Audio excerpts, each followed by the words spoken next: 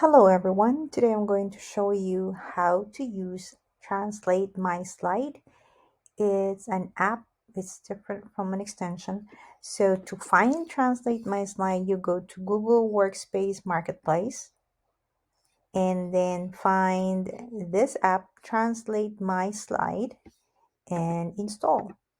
So I am going to install and I'm going to choose this account from my school and allow. And I'm going to let it move on, click on next. This will be an add-on and done. So now I have here open a Google slide. Let's try this slide.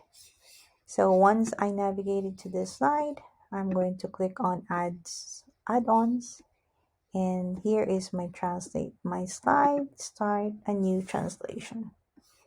So I will leave that way since it's auto detect English and my target is Spanish.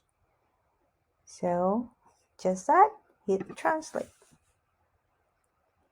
And we're going to wait in a few seconds and job done. There you go. You have translated the entire slides.